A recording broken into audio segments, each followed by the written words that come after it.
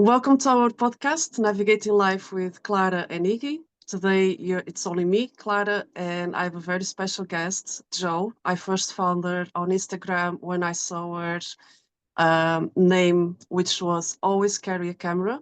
And since then, I also feel inspired to always take pictures wherever I go. I immediately fell in love with the work that she's doing, how she's inspiring others to always carry that camera and be creative. In their everyday life, not just when you go on holidays to a beautiful place, but just find beauty wherever everyone goes. So I'm very happy to have you here. I'm really excited for this conversation.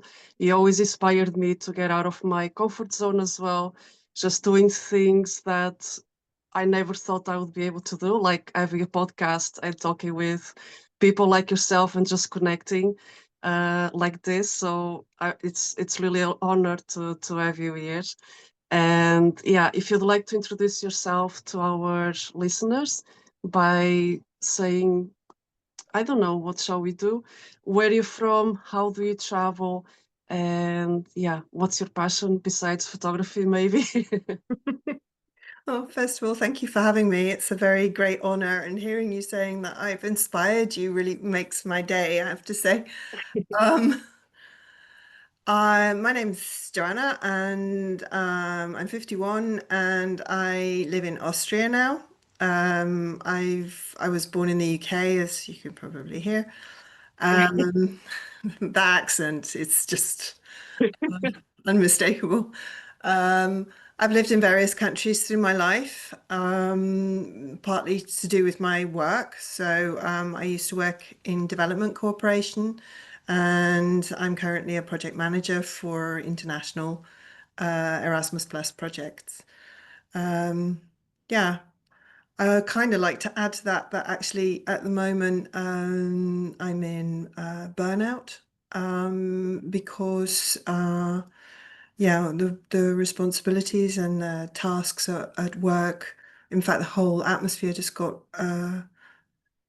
too much to cope with. And photography's been a really important part of that road towards recovery. So it's even more of a joy to come here today and talk to you about that because it's not just about, taking photographs, but it's also about for me, the mindfulness of being out in nature, in the fresh air, or even one of my tasks in the next weeks is actually to go at sunrise to the main station in Vienna to take photos because I see this as an interesting project. So it's just the while at the same time I'm recovering and protecting myself, it's like my mind is kind of opening to where you can see fascinating light, shadow, yeah, where you can take your camera, and it's more or less anywhere. So That's so beautifully said, and I'm really happy that you're open to share that part of your life at the moment that you're going through as well, because I think we all go through that at some point of our lives, and I'm really pleased that you opened that subject as well, that you are willing to talk about it as well. And just by starting with that, I want to ask how has photography helped you to heal or reconnect with yourself through all these life transitions, but also after years of caring for others and prioritizing others in your life. Um, yeah. And now, of course, choosing time alone to also travel alone, just to photograph, for example, like you did to go to Switzerland. How has photography helped you go through all of this?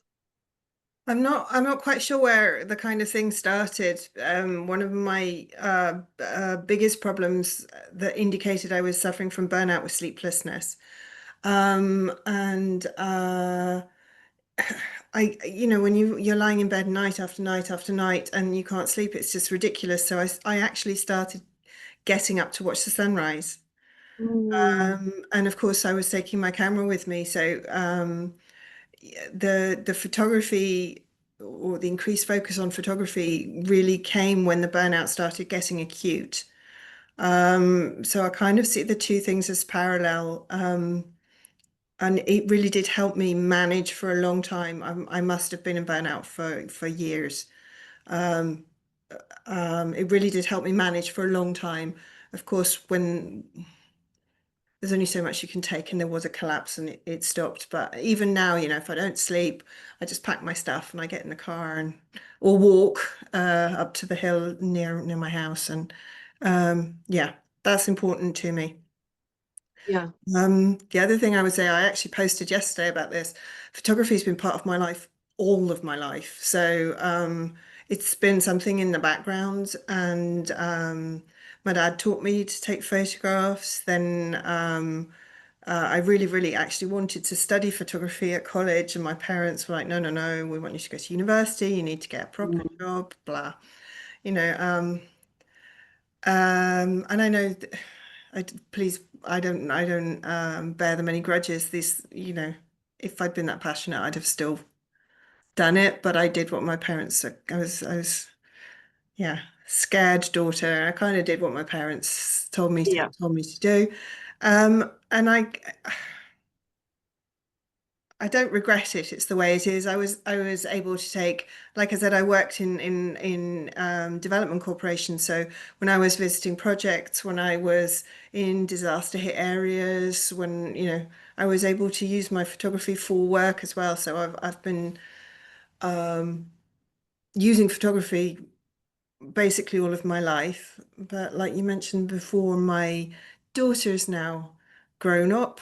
Um, and yeah, I'm able to focus more on myself and on my photography. So Yeah, it's been yeah. And was there a moment that, I don't know if a moment or a specific picture that made you think like now is the time, I can't ignore anymore this creative pull that I have to really focus on my photography and also invest in the technical things as well, because it is quite a big investment when you want to take photography seriously. Was there one specific moment or photo that you took that you're like, wow, I really can make this something bigger than a hobby, for example? I know the photo that I took that made me think, wow, I can do this. And it was actually taken with my mobile phone Mm, in the garden, and it was a picture of a bee at a piece of lavender. And it's all in focus. And I remember looking at it and thinking, if you can do this with a phone, yeah. um, and at the same time, the kind of it did kind of, if you like, snowball. So Corona was a big thing. I was at work the whole time. I was actually in the office throughout Corona, and Mm, it was very it was very intimidating. The streets were empty. You had the feeling that you were one of the last people, especially in the first lockdown. So at the weekend, I just got out of there and got it out into the mountains. I'm very lucky living in Vienna, that it's an hour to the mountains, to the Alps. Um, so yeah, that's kind of when it really started taking off. I got a second-hand camera at some point, and I was taking photos with that, with a Canon, and then with my mobile phone. So mhm. Yeah, I think it's really cool as well that your location is between city and the nature, that you have both the possibilities to be creative with your photography in all aspects. And what's my next question, which I've written here? You have shared so much beauty in your photos. Was there a moment where you realized that this is who I am and I want to share it with the world so you can inspire more people as well? Was that during the COVID as well? Or was it more recently that you decided I want to share my passion with other women who are on the same life transition of their life to go after their their passion, their dreams? um, probably a combat. There wasn't really a point when I decided. I've had an Instagram account for a long time, and it was under my name. And I kind of I came up with always carry a camera, changed my name on Instagram, and everybody was like, wow, this is brilliant. So I kind of at that point just stopped posting random stuff because, the more I posted, the more photographs I took, the more material I'd got, which, it is very much a snowball. Um, I get so many people that I know saying, "Oh my God, how did you get here? What, this is amazing." And people also talking about my progress in taking photos. So lots of people have said recently you can really see, especially in the last year, how much my eye has got better at seeing compositions. I got more into the technical side. Obviously, the big thing was buying myself a brand new Nikon, which I haven't got to show you. It's over there. Um, Oh, my little toy. I I could love get it. I'll get up in a minute and go and get it. it. Yeah. So it was kind of, I work in sign language. So the interesting thing is I like the sign, which is just like off, off, off, off. So this was Yeah. the process. One thing led to another. I love no, I don't love it. I feel humbled by people writing to me or telling me that they feel inspired by me. I just think we need more of this, more of these butterfly wings holding each other up, particularly women. Um, there's been a phrase I've always, ever since I was a teenager. For this post yesterday, I went through all my photos, so I'm very much in reminiscences right at the moment. Yeah. It was Um, beautiful. thank you. Thank Yeah. you. It took me hours. Never do 6 hours for a post. Never, but it was Because necessary. It needed to you be. also went back to photo albums from Yeah. your very young age, and they're so beautiful, like the mountains and the light, the layers of the greens on the mountains. It was truly beautiful. You always had that talent there, and now that you are really taking it seriously, like this is something that I love doing, and people can see the beauty in it as well, like yourself. But also the community that you're building. That's what I find it inspiring, is that you are creating this community of people who we all have a camera on our phones, but you are really telling us just go out and find the beauty and take a picture. Yeah. But Yeah. sorry, I interrupted you. You were so in the flow. Sorry. So what was I talking about? God, this is the worst thing about being over 50. You forget what you were talking about. Um, yeah, That's I really had this phrase when I was a kid, which was I read somewhere, I think it's Chinese, women hold up half the sky. And I just yeah. love that for so many reasons. It's so inclusive. I suppose these days it shouldn't just be about women, also, all genders. But I just love that idea that this solidarity, this community, and how we um, should, in an ideal world, support each other and help each other. Um, which brings me, of course, to the Friday Focus collaboration, which we started a few weeks ago, which is a small community of people just taking a subject, and I don't decide the subjects. I think I decided the first one, but every week somebody that can't be in the collaboration chooses the subject for the next Yeah. week. And yeah, it's kind of snowballed. I think there's 30 people in the group now, and Wow, really? yeah, I think it's about that 25, between 25 and 30. I lost track last week because it suddenly snowballed last week. And yeah, I don't know. I'm going to have to start limiting it, which seems awful because, um, Yeah. or doing two. I don't know, something. Maybe the two, maybe twice a week. Yeah, Would also be yeah, an idea. It's but it's it's also, fascinating.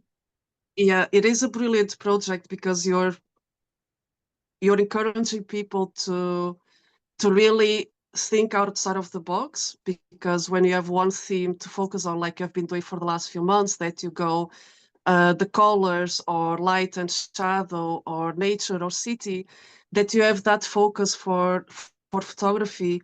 I think it's really incredible, because photography for me, it's always been part of my life as well. I always loved it. But at some point it was like I travel, so I take a lot of pictures, and sometimes at some point it got like boring because I was shooting so much that the pictures are just stored somewhere away. I didn't look at them anymore. And it got only boring because I didn't have a purpose for them. That's the thing. And nowadays, of course, with the boat and everything that I share online about our life aboard, that changes all because now every picture or film that I make, it has a purpose of sharing it with other people. And I think that's the important part of the challenge that you are creating is that anyone can be a part of it, and to show that beauty from different corners of the world and put it all together is such a great project. And it makes sense as well that it comes from you as a woman, because I really love the quote that you mentioned. I will never forget it.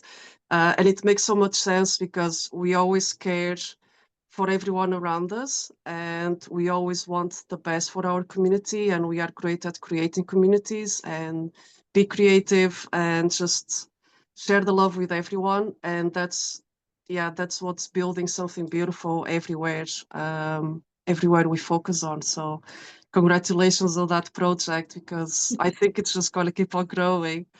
I And think it'll keep on growing yeah, as well. yeah. I think what I love about it, so of course we're talking about Instagram. So if anybody's watching this and wants to join the group, just send me a DM. Quick plug, my name is always carry a camera. Um, but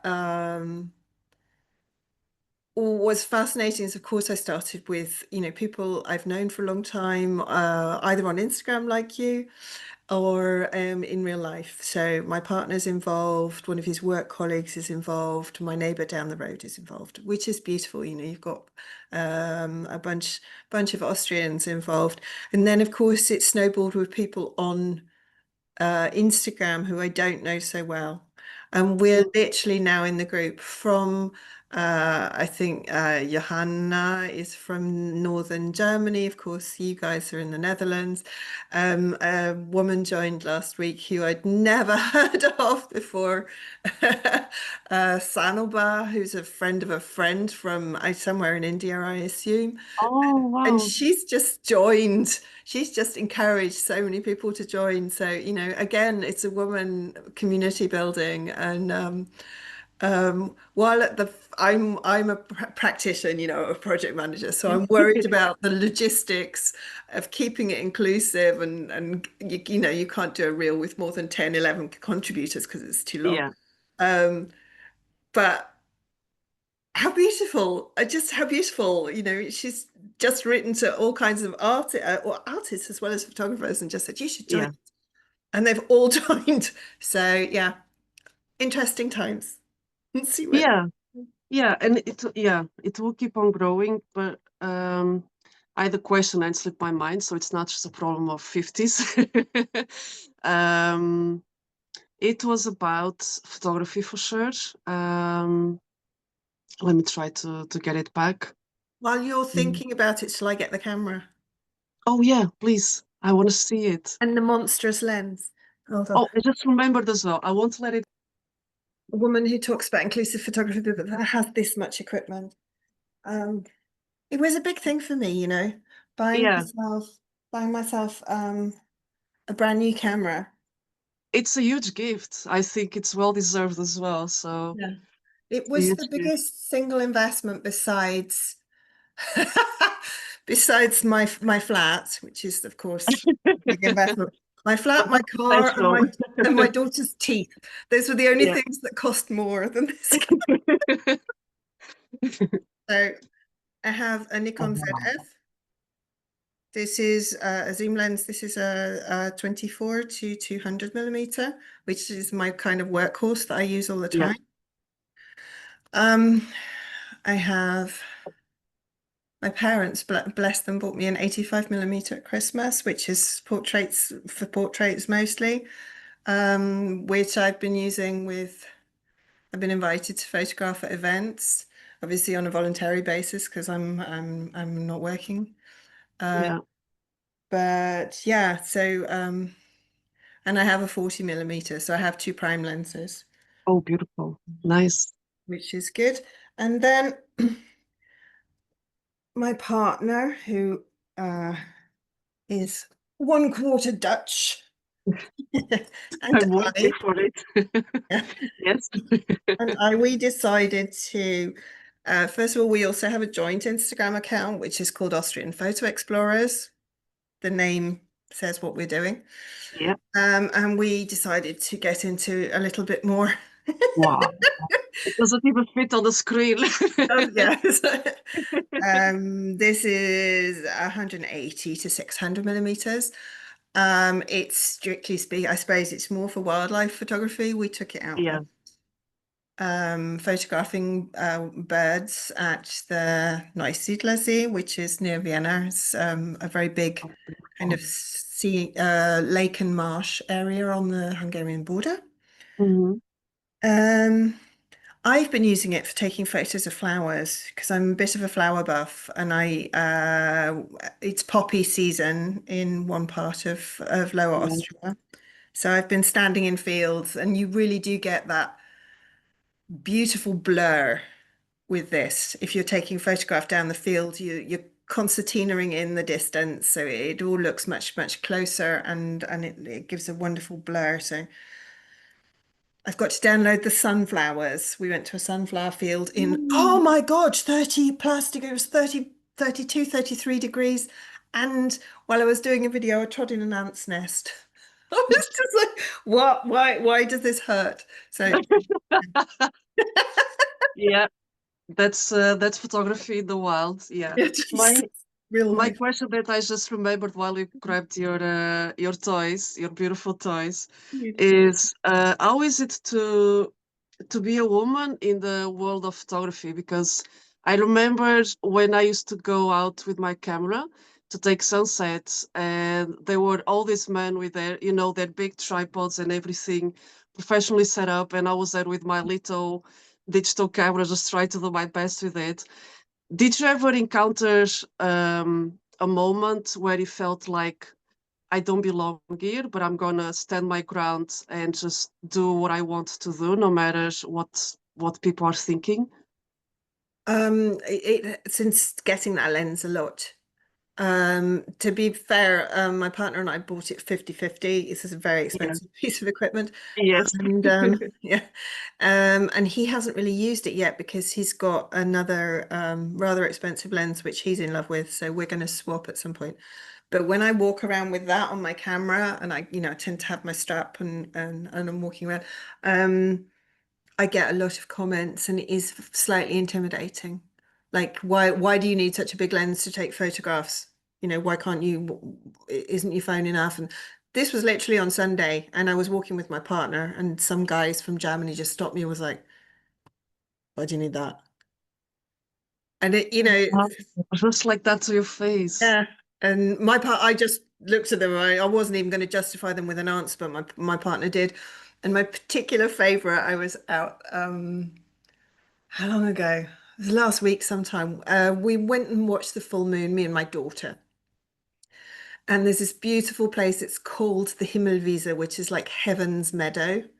Mm. And you can see right across Vienna. I'm a regular there because you can see you can see the Danube, you can see the other side, the Vienna International Center and the UN, and it's just brilliant. The sun goes up behind it and it looks fantastic. Anyway, there are a bunch of kids up there, and this guy was just going, hey, hey, hey, Frau mit Kamera, woman with a camera. It was obviously a bunch of, like kind of young teenage lads or in their early 20s. And he was, they were being quite intrusive, if you like.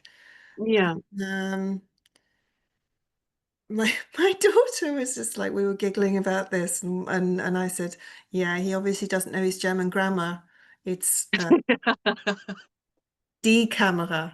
Die Kamera. Cameras are female. Kill them with grammar. Oh, that's hilarious. I do like the idea of the fact that the camera is a female word. I don't know. Is it female in Dutch as well? Not in Dutch, but in Portuguese it is. Yeah. Portuguese it is as well. There you It- go. See? yeah. Oh, that's really cool. And also that you share that together with your daughter, like when you go traveling and we both share that passion, just like you shared with your father. that's so special to share that bond. Yeah. Yeah. She actually doesn't like it when I go out without her. So if I don't sleep and I go out and then I get a text message around like 6, 7 o'clock whenever she wakes up, where are you? And why didn't you wake me up? I remember one Yeah. particularly bad night. I hadn't slept at all, and I wanted to.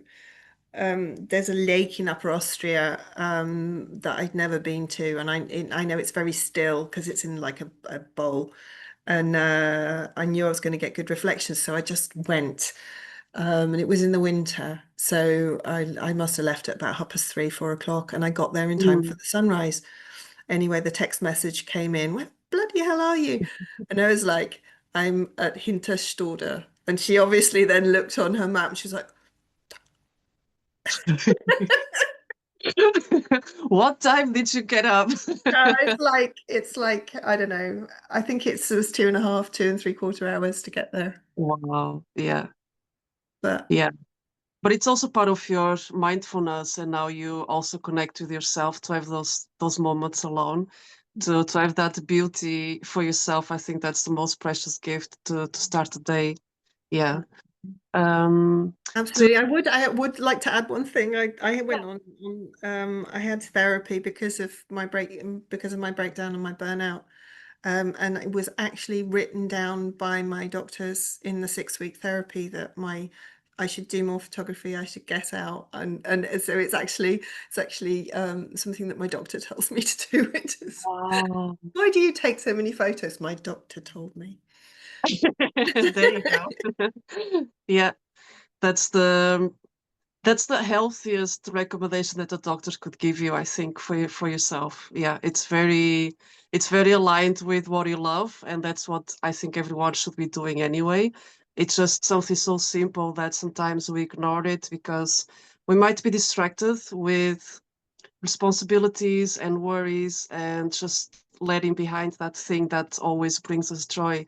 And yeah, I'm really happy that you found your way, the way of connecting to yourself through something that you always loved and that you are even considering to take this a step further in the future. I really hope that yeah, that's gonna work out for you and also for Roland, for you together. That will be a really awesome teamwork, I think. To finish this off, I would like to ask you, for someone listening and is feeling disconnected from their joy and wondering if it's too late to change paths or reignite a passion, what would you want them to know? Is there a reminder that you'd offer them to, yeah, to help them find a way to go back to their passion or reconnect to themselves through something that they love? I think the first thing is to remember it's never too late. The 50s is not the end of your life, so you get, just do it. So many of us, and this is my experience with people on Instagram, but also people that I know in real life, is just that we've almost got numb. We're so Mm, tired, especially the speed of life since COVID and the pressure of life and the harshness, the unkindness that is feels like it's overwhelming in the world today. yeah, Um, Refocusing yourself on something that you feel passionate about, be it your garden or you used to like painting when you were a kid, or I don't know, any kind of sport, hiking. It will bring you so much joy. It will root you. It will ground you to such an extent that yes, you'll be able to feel more without being vulnerable, to be reconnected with what's beautiful in life. Um, yeah. I would just say, no matter what age you are, I'm not only about inspiring 50-year-olds. But yeah, just go for it. Just go for it. It's never too late, and today is a good day to start. Yeah, I agree. Yeah, if you don't start today, then you never get there. You never get that dream realized. And like you said, you start also losing vitality because you're so numb to everything happening around you. So That's such a great advice. And what I think for myself personally, and also a friend of mine who's about the same age, we call ourselves late bloomers, which is an age where you already learned so much, you already lived through so much. And at a certain point, it's like, okay, now I'm ready to bloom. I'm ready to show all the beauty of who I am, who I've been all the time. And now I'm ready to just show the world. And yeah, I love what you're doing specifically for that as well, because yeah, you're just doing it. You're just doing it, and it's not for recognition or money or a job or whatever. It's just because you truly love it. And yeah, I love you for that. Thank you for inspiring. And your community that you're building, I hope it just keeps on growing more and more and more. And yeah, it was lovely talking with you. Thank you so much for having me. It's been a joy.